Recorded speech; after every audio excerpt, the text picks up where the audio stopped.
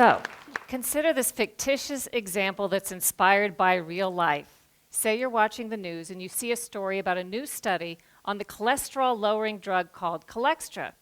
The study says Cholextra is so effective that doctors should consider prescribing it to adults and even children who don't yet have high cholesterol. Is it too good to be true? You're smart, you decide to do some of your own research. You do a Google search, you consult social media, Facebook and Twitter, you look at Wikipedia, WebMD, a nonprofit website, and you read the original study in a peer-reviewed published medical journal. It all confirms how effective Cholextra is. You do run across a few negative comments and a potential link to cancer, but you dismiss that because medical experts call the cancer link a myth and say that those who think there is a link there are quacks and cranks and nuts. Finally, you learn that your own doctor recently attended a medical seminar. The lecture that he attended confirmed how effective Cholextra is, so he sends you off with some free samples and a prescription. You've really done your homework. But what if all isn't as it seems? What if the reality you found was false? A carefully constructed narrative by unseen special interests designed to manipulate your opinion. A Truman Show-esque alternate reality all around you. Complacency in the news media combined with incredibly powerful propaganda and publicity forces mean we sometimes get little of the truth. Special interests have unlimited time and money to figure out new ways to spin us while cloaking their role. Surreptitious Astroturf methods are now more important to these interests than traditional lobbying of Congress. There's an entire industry built around it in Washington. What is Astroturf? It's a perversion of grassroots, as in fake grassroots. Astroturf is when political, corporate, or other special interests disguise themselves and publish blogs, start Facebook and Twitter accounts, publish ads, letters to the editor, or simply post comments online to try to fool you into thinking an independent or grassroots movement is speaking. The whole point of Astroturf is to try to give the impression there's widespread support for or against an agenda when there's not. Astroturf seeks to manipulate you into changing your opinion by making you feel as if you're an outlier when you're not. One example is the Washington Redskins name. Without taking a position on the controversy, if you simply were looking at news media coverage over the course of the past year or looking at social media, you'd probably have to conclude that most Americans find that name offensive and think it ought to be changed.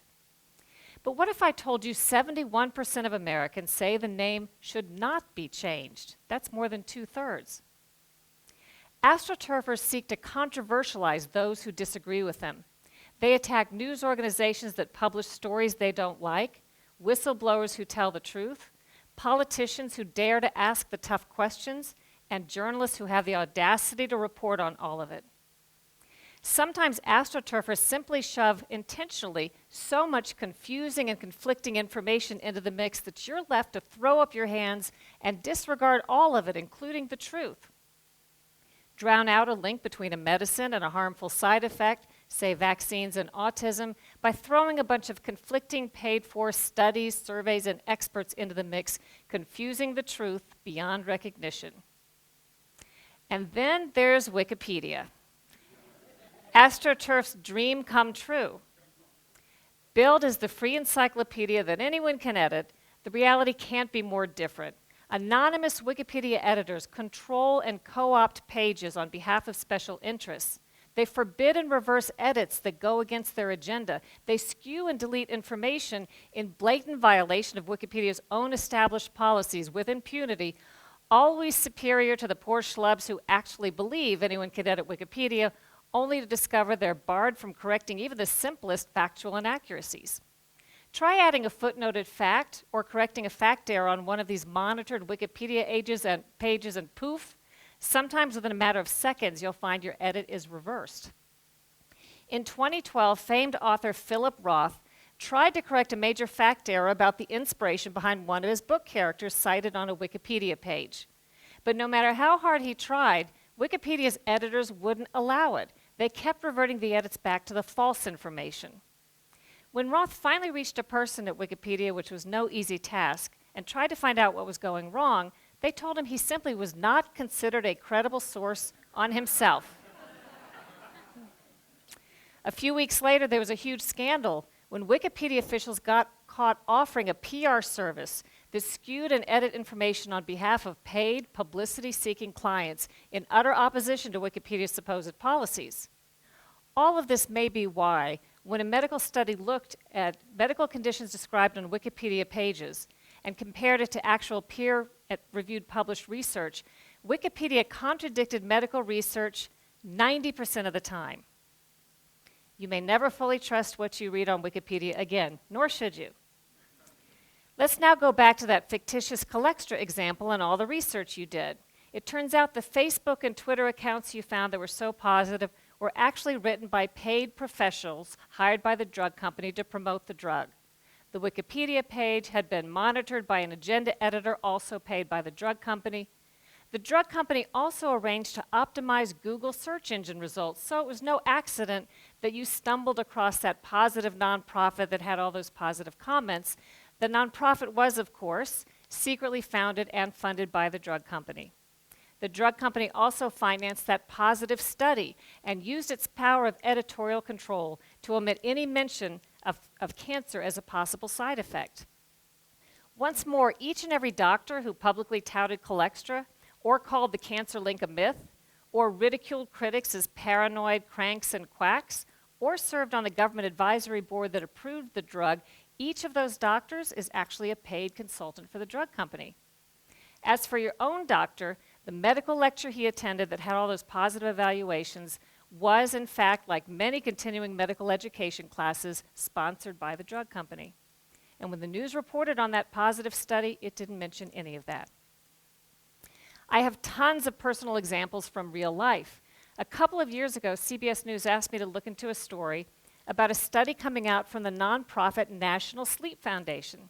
Supposedly, this press release coming out said, the study concluded we're a nation with an epidemic of sleeplessness and we don't even know it, and we should all go ask our doctors about it. A couple of things struck me about that. First, I recognized the phrase, ask your doctor, as a catchphrase promoted by the pharmaceutical industry. They know that if they can get your foot through the door of the doctor's office to mention a malady, you're very likely to be prescribed the latest drug that's marketed. Second, I wondered how serious an epidemic of sleeplessness could really be if we don't even know that we have it. Right? It didn't take long for me to do a little research and discover that the National Sleep Foundation nonprofit and the study, which was actually a survey, not a study, were sponsored in part by a new drug that was about to be launched onto the market called Lunesta, a sleeping pill. I reported the study as CBS News asked, but of course I disclosed the sponsorship behind the nonprofit and the survey so that viewers could weigh the information accordingly. All the other news media reported the same survey directly off the press release as written without digging past the superficial. It later became an example written up in the Columbia Journalism Review, which quite accurately reported that only we at CBS News had bothered to do a little bit of research and disclose the conflict of interest behind this widely reported survey. So now you may be thinking, what can I do? I thought I'd done my research. What chance do I have separating fact from fiction, especially if seasoned journalists with years of experience can be so easily fooled? Well, I have a few strategies that I can tell you about to help you recognize signs of propaganda and Astroturf. Once you start to know what to look for, you'll begin to recognize it everywhere. First, hallmarks of Astroturf include use of inflammatory language such as crank, quack, nutty, lies, paranoid, pseudo, and conspiracy. Astroturfers often claim to debunk myths that aren't myths at all. Use of the charged language tests well. People hear something's a myth, maybe they find it on Snopes, and they instantly declare themselves too smart to fall for it. But what if the whole notion of the myth is itself a myth, and you and Snopes fell for that? Beware when interests attack an issue by controversializing or attacking the people, personalities, and organizations surrounding it rather than addressing the facts. That could be Astroturf. And most of all, Astroturfers tend to reserve all of their public skepticism for those exposing wrongdoing rather than the wrongdoers. In other words, instead of questioning authority, they question those who question authority. You might start to see things a little more clearly. It's kind of like taking off your glasses and wiping them and putting them back on and realizing for the first time how foggy they'd been all along. I can't resolve these issues, but I hope that I've given you some information that will at least motivate you to take off your glasses and wipe them and become a wiser consumer of information in an increasingly artificial, paid-for reality. Thank you.